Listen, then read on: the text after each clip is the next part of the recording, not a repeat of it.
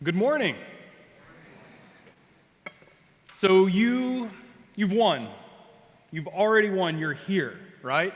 It's that weird week. It's that weird Sunday between Christmas and New Year's, and you showed up. So you have already won today.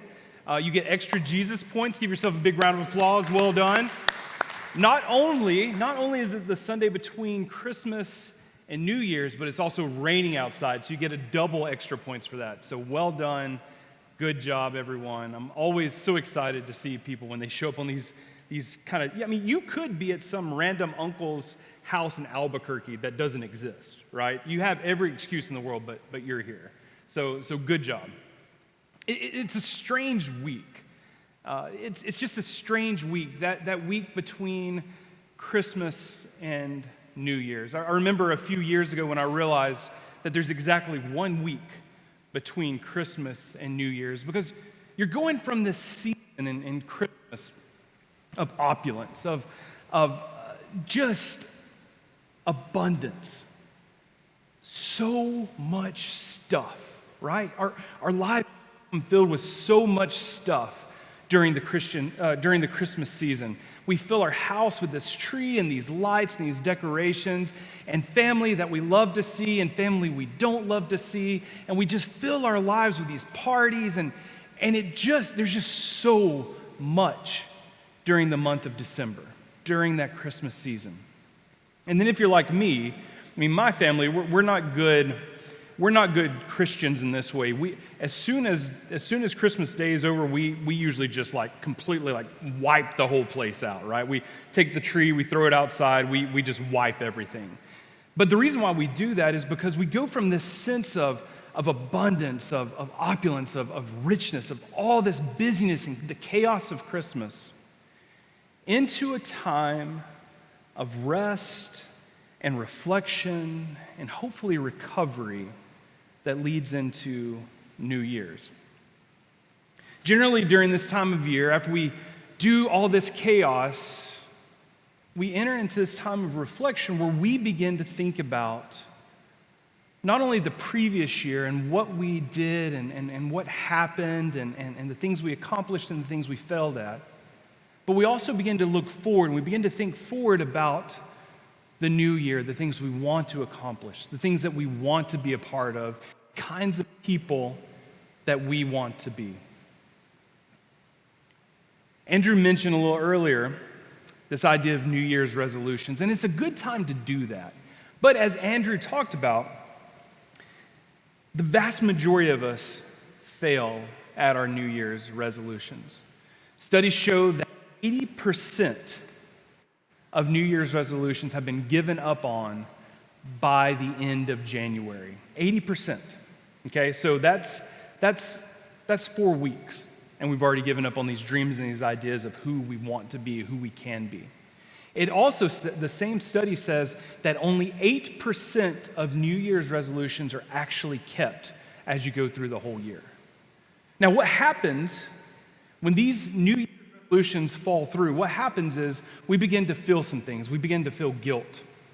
We begin to feel embarrassment and sadness, a sense of failure and anxiety and even hopelessness sometimes. And those emotions are emotions that do not stand alone. They're not isolated emotions, because we know those sorts of emotions, they compound on themselves and they create something bigger than their individual selves. They begin to tell us stories about ourselves, and we begin to listen to narratives about ourselves that are just simply not true. I even know people here in recent years who, when I ask them, what are you going to do for the New Year's? What are your New Year's resolutions? They'll tell me that, they say, I'm just not even going to do them because I know I'm going to fail. I know I'm going to eat that slice of cake. I know I'm going to stop getting up at 4 a.m. to go work out. I know I'm going to, and you just fill in the blank. And so they have opted out of the whole process of New Year's resolutions because they don't want to feel that sting of failure. And we all make resolutions. We make resolutions about losing weight. We make resolutions about cursing less, about eating better, about less screen time. We all have these ideals of the things we want to do better in the new year. We all do it, and statistically, the vast majority of us fail. When I was a junior in college, something changed. Something changed it felt like on a DNA level. I remember being younger and people would say, in your early mid-20s, your metabolism, it just switches. And I didn't know what that meant until I was about a junior in college. My whole life I'd always been really athletic. I'd worked out. I had played 4 sports in high school. I was in good shape. And then around my junior year of college, everything kind of took a little switch, and all of a sudden, my body looked different than it had the previous 20 years of my life. I couldn't process food the way I did the previous 20 some odd years of my life. Now, some people will say it's because your DNA kind of switches, your genes start to do something different, your body metabolizes in different ways. It could be that. It also could be that the college I went to opened up a all-you-can-eat curly fry bar in the cafeteria. I'm not sure which it was, but no matter what, it sent me on a trajectory that since then, probably the last 16, 17 years, I have dealt with weight. I have dealt with weight and as a kid, I never thought that would happen. I was just lean and strong, and I never thought that would happen. And my weight, if I'm confessing to you, it's something that it just wears on me constantly for years and years and years. And I would make these New Year's resolutions. I'm going to eat better this year. I'm going to diet. I'm going to not eat fried food. And I would have all these ideas of who I was going to be and what I was going to do.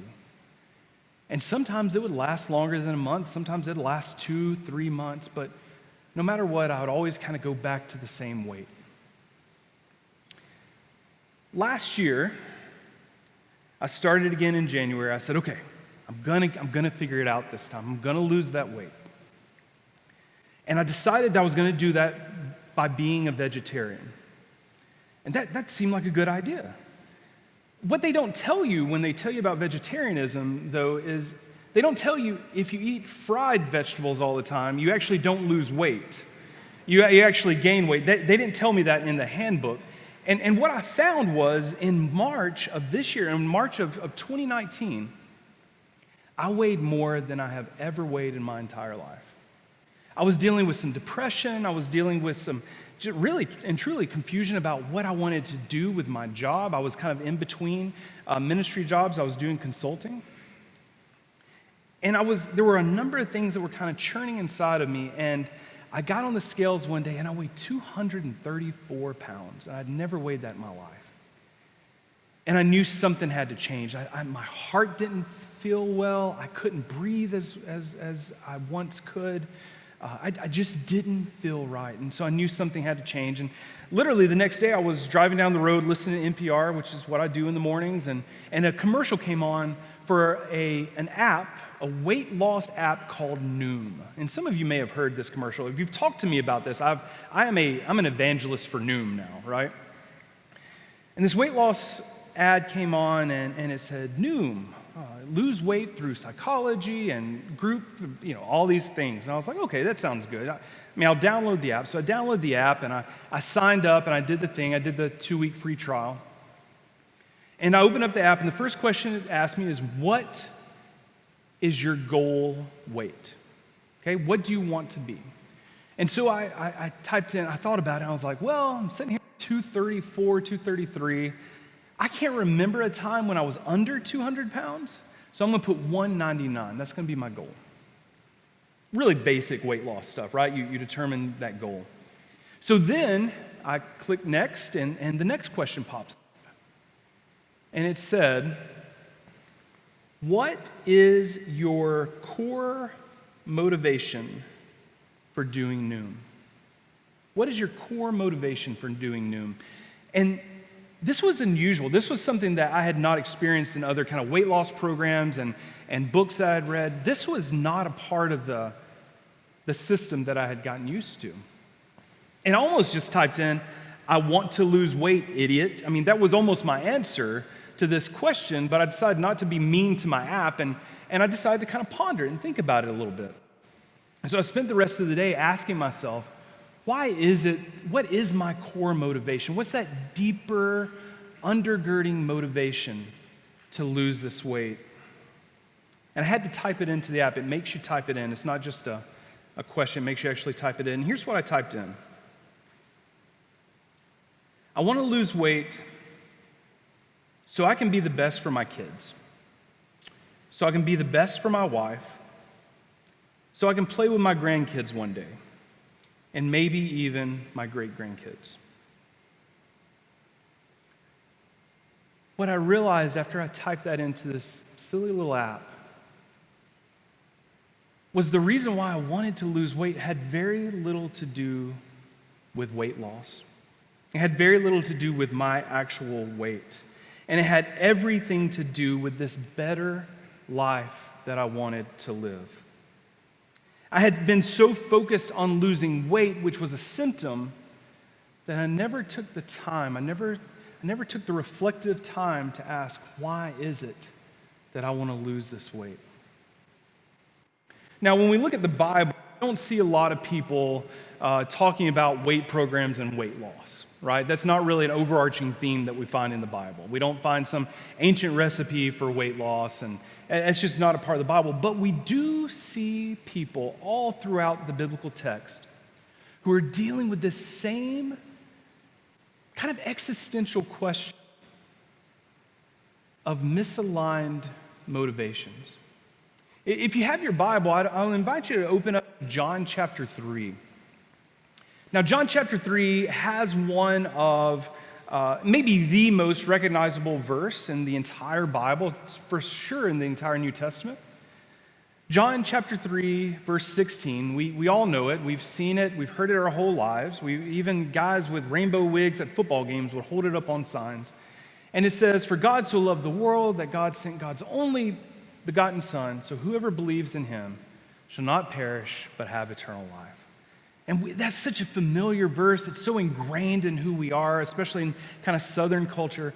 But while that verse is very familiar to us, I think the context and the story and the character behind where that verse came is nowhere near as familiar to many of us.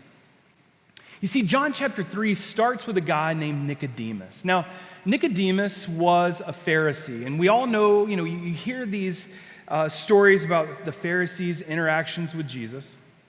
And Nicodemus was a good Pharisee for as far as we could tell. Now, what's interesting about this story, the way it starts, is most Pharisees would come up to Jesus in the middle of a crowd. And they would interact with Jesus, and a lot of times they were trying to trap him. They were trying to get him into some kind of theological trap where it showed that he was preaching or teaching against Jewish law. And so most of the time, that was in a big crowd. There were other disciples around, crowds had gathered, there were people all around so they could kind of show Jesus up in front of a crowd. The story of Nicodemus is different, though. It says at the very beginning that Nicodemus came to Jesus late at night. We don't hear that there are crowds around the disciples. It doesn't talk about the disciples flanking Jesus. It doesn't talk about Nicodemus trying to put Jesus into some kind of theological trap. It just says that he came to him late at night. Now, what you have to understand about the Pharisees is they had a certain belief system. All the Jewish sects looked, S-E-C-T-S, by the way, all the Jewish sects looked at a coming Messiah. Okay, they all looked for a coming Messiah. But they all had different nuances of how they thought that Messiah might enter the world and what that Messiah might do when they were in the world. And for the Pharisees, they were focused on a Messiah who came as a great judge. They focused on a Messiah who would come and who would judge the people. If you look at John chapter 3, we're going to look at 16 and 17 really quickly. Of course, 16 we know, "For God so loved the world that he gave his only Son, so that everyone who believes in him may not perish but have eternal life." And then 17, "Indeed, God did not send the Son into the world to condemn the world, but in order that the world might be saved through him." You see, Jesus was having this conversation with this Pharisee who he knew well because they were having these conversations all the time. At least he knew the thought pattern. And if you read the beginning of John chapter 3, it's weird. Like, it's really strange. It says, Nicodemus came to him in the middle of the night. They began to talk, and then all of a sudden, Jesus starts talking about, well, you must be born of both spirit and water. And Nicodemus is talking to him. He's like, well, what does that mean? I mean, he's taking it literally. He says, I mean, do I have to return to my mother's womb and then be born again? That's where we get the phrase born again from, by the way? He says, do I have to return to my mother's womb and then be born again? What are you talking about? This was an unusual conversation for a Pharisee to be having. And here's why. Pharisees were primarily concerned with following the law and following to its nth degree. Pharisees actually, what they did was they hung out with each other all day, and they argued and they talked and they studied the law. They studied all the nuances, all the exceptions, all the different kind of confusing nuances of the law, and they would argue this back and forth, not because they liked to navel gaze, but because understanding the law and following it strictly was imperative to being a faithful follower of God for the Pharisees. The reason why is they were so concerned. They believed that this Messiah was going to be a judge primarily. And the word that they use, it doesn't actually translate that the Messiah would come and judge them. The word they use is the Messiah will come to condemn the world. The Messiah would come to condemn the world. So you've got this group of highly educated religious folks who really wanted to do it right. And the reason why they wanted to do it right is because they believed that when the Messiah came, the Messiah would come to condemn the world, and they wanted to be on the right side of that condemnation and judgment and not on the wrong side. So when Nicodemus comes and starts talking with Jesus, and Jesus completely skirts the issue of the law. Jesus doesn't start talking about the law. He starts talking about this weird analogy of being born twice. It completely throws Nicodemus off. From the time I was 16 on, all the way through, about midway through college, I worked at restaurants. We had a little restaurant in my hometown, a little burger joint, a mom and pop burger joint called Dairy King. Now, you didn't hear me wrong, not Dairy Queen. It's called Dairy King, and it was a staple. It should have been a national landmark there in Piedmont, Alabama. And I loved Dairy King as a kid. I remember every Friday night, my mom would go and get a double meat cheeseburger for me, and onion rings, and a milkshake, and that was sort of a Friday night ritual. And so when I turned 16, that was where teenagers worked in my hometown. So I became a cook at Dairy King.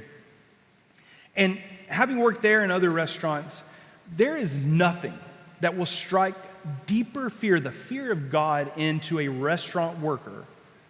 And it's not a critic or someone writing for a newspaper. It's not an angry customer. The thing that will strike the deepest fear into someone who works at a restaurant is the health inspector.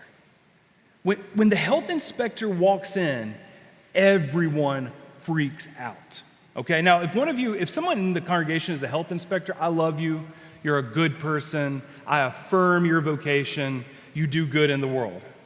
But just know, when you walk in as a health inspector into a restaurant, you become everyone's worst nightmare. And here's why. It's not because you're scared and you've got to pull the roaches out of the fries, right? That's not why you fear the health inspector. The health inspector walks in with a clipboard. And on that clipboard, there are a ton of little check boxes. And beside each of those check boxes are little lines that they have to look and find, are you doing this correctly? And it's tons. And they're weird, strange little rules. Some of them are obviously, really practical. Your freezer needs to be below a certain temperature. You need to keep food heated to a certain temperature. I mean, that's common sense. But there are strange ones on there. Things like if you don't have a sign above every sink in the entire restaurant that says employees must wash their hands, you'll get deducted like 15 points. That's a lot, right? That's a lot for health inspection. So when they walk in, everybody becomes a Pharisee. Everybody becomes concerned and obsessed with the minutia of the law because no one wants to be judged. No one wants to get that low rating. No one wants to come out on the wrong side of a health inspection. If you understand that, you understand the life and the faith of a Pharisee in the time of Jesus. In order to pass and not receive the harshest of judgments, you had to know every rule. You had to know every nuance of every rule, and you had to follow it closely. And a lot of times we'll look back at the Pharisees and we'll judge them because of this. We'll be like, Pharisees. But let me tell you, I believe so much of our faith as American Christians look more like the faith of Nicodemus the Pharisee than the faith of Jesus, our Savior. We know the rules, and we want to follow them because we fear judgment.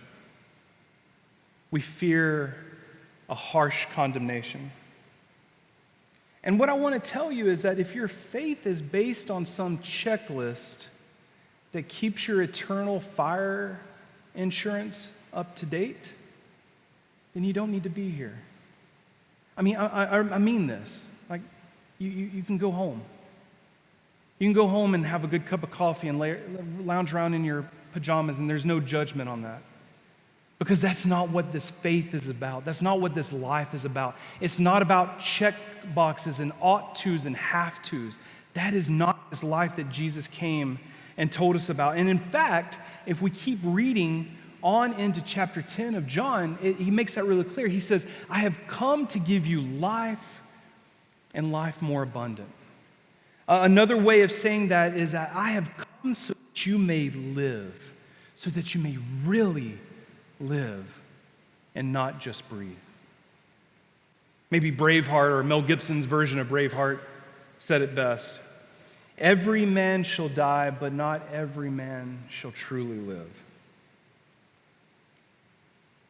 This idea of life, this idea of a grace-filled life, of a love-filled life, of a life that doesn't depend on check boxes and the status quo is the exact opposite of the life that Jesus called us to. It's the exact opposite of a checkbox existence filled with fear and obligation and guilt. You see, the answer that Jesus ends up giving us is that when we decide to make a major change in our life or even a simple everyday decision, it is most important to do so from a place concerning our core motivations, not from a place of guilt, not from a place of checkboxes or obligation. And for Christians, we can do this because of the life that Jesus lived and the teachings that Jesus taught. The teachings that told us that guilt has no bearing in this life, that our faith is not a list of have-tos. If obligation and expectation are your motivating factors, then you will never fully be able to make the changes you want to see in your life. And you know that. You know that. You know that when you try to make decisions, when you try to make major changes, when you try to set yourself on a different trajectory, if your core motivation is guilt and shame and ought-tos and checkboxes, it doesn't work. It doesn't work. I can tell you that from years of experiences, and I bet you can tell me some stories too. But when we go deep and we find those deep kernels of truth, when we find those deep core motivations, when we explore who God has really made us to be and begin to live out of that, then change begins to happen. But see, that's the reason why I think so many of us fail at our New Year's resolutions and just life change in general. We we get caught up in the wrong things, the minutia, the details, instead of understanding that our motivations come and should come from a deeper and more profound place. Instead of working from a place of rules, checkboxes, and obligations, as people who have heard the teachings of Jesus, we are free to live lives of creativity, of justice, of mercy, of grace. Not having to constantly check and make sure that we're on the right side of a cosmic scale that's a good list and a bad list. When our motivation moves from have-tos to get-tos, things change. Instead of making a resolution to curse less because it's bad or because of the dirty looks we get from our kids or from our spouses or partners, maybe the motivation is that we want to live a life with less anger, develop a deeper practice of self-differentiation so that we can live in happiness and peace. This change in motivation will not only help us curse less, but it will help us to be better partners, spouses, sons, daughters, friends. It'll lower our blood pressure and get rid of headaches. Might even bring friends closer. When we change and instead of making a resolution of eating better, and we end up just spending more money at Whole Foods, maybe our motivation reverts back to being a more holistic person. Maybe our motivation starts at understanding that we were made on the sixth day of creation and that our food choices are often detrimental not only to what God made on the sixth day of creation, but they're often detrimental to the first through the fifth days of creation. Instead of less screen time, maybe the bigger question or motivation is, how do I want to spend my life? How do I want to invest my time? And in what way do I want to be present to those I love? Screens aren't bad, but when they take us away from real life, from real love, from real people, they hurt us and the people that are around us. You see, the root of so many of our problems, and especially our problems in organized religion, and just religion in general, often comes from this idea, from religion, even culture itself, these ideas that God should be seen as a judge instead of as a loving parent. That we should be primarily concerned with rules and laws instead of grace and love. That we have to keep our cosmic good deeds scale tipped just on the right side in order to appease an angry God, to skirt judgment, and to receive reward instead of condemnation. What if we simply rested in the fact that nothing we can do can make God love us any more or make God love us any less? What if we really believed that? What if we rested in that truth? How then would we live our lives? Remember Nicodemus, John chapter 3. He has this initial, it's the only time we see Nicodemus is in the book of John, and he has this initial interaction with Jesus. And it's weird because Jesus is telling him these things about being born again, and then we have John 3:16 and 17. And then the conversation just stops. It just ends. It just ends abruptly. It doesn't say that Nicodemus, pondered these things and walked off and said, hey, let's meet again for coffee next week. It doesn't end like that. It just abruptly stops and it goes on to the next story. But then we see Nicodemus appear again a little bit later in chapter 7. He appears again and he shows up and he asks Jesus a question. So it tells us that he's still seeking, he's still questioning, he's still searching, he's still putting himself in Jesus' ecosystem. And then he appears one more time in chapter 19 of John. And what's just happened is Jesus has been put on a cross. He's been hung there and he has died. They're lifting him down from the cross, and a man shows up named Joseph of Arimathea.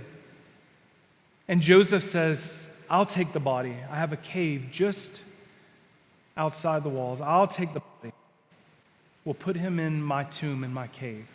And right beside Joseph of Arimathea, another man walks up, a man named Nicodemus, a Pharisee who we know had talked to Jesus earlier. And it says that he brought upwards of 100 pounds of embalming spices, of myrrh. And he brings us and donates it and comes ready to prepare Jesus' body. Nicodemus' story didn't end in chapter 3, it began in chapter 3. Nicodemus, you don't show up to take ownership of a convicted Roman criminal if you hadn't bought into what they were saying.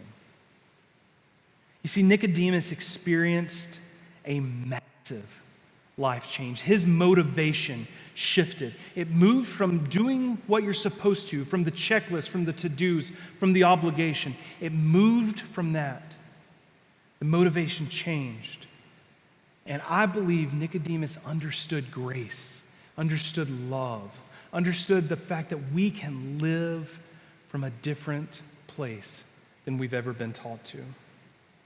He brought embalming spices, honoring his rabbi, the one who changed his life, the change that stuck. Motivations matter. Ask yourself today, what are your motivations? I believe that you probably all are in this system. You're probably all doing what I'm doing this week, and you're thinking about what I did, the good, the bad, the ugly, and who I want to be, what I want to be. And we're thinking about those things. We're wrestling with those things this week. I want you to ask yourselves, what are your motivations with your faith, with your family, with your relationship to God, all of it, the entire life. Because when we get our motivations focused on the right things, the big things, the things that matter,